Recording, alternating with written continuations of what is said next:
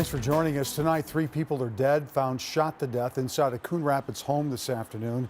Police tell us the deaths are being investigated as a homicide. However, what exactly happened is surrounded in mystery. We know there have been no arrests. It's not clear if police are looking for any suspects.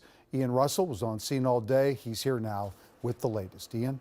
Hey, Randy. Yeah, well, since law enforcement is still investigating, more information on what happened is still pretty slim here. For neighbors who live nearby, though, they want answers and to figure out what happened in a neighborhood that they say never sees things like this. Off 94th Avenue Northwest in Coon Rapids.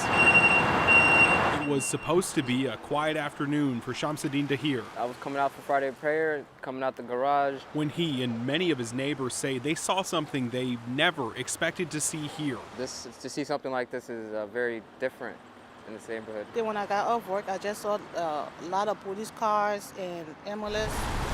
Earlier this afternoon, Dispatch Central Communications received an open line call. a call with no one on the other end. KARE 11 obtained police scanner audio from Broadcastify. Still an open line, not hearing anything. But on that call, no voices, only sound. Sometimes you hear nothing in the background, and in this case there was sounds of a disturbance. Tierney Peters with the Anoka County Sheriff's Department couldn't say what those sounds were.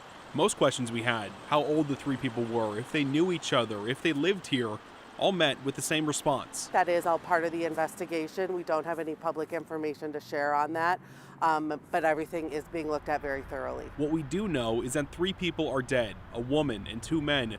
For the neighbors next door, they want answers. That's why we're standing out here. We want to hear something because our safety is, it's important, and our kids, because they're going to be, it's a weekend, but you never know. Now left waiting and wondering when that will be. To see something like this is different here in Coon Rapids.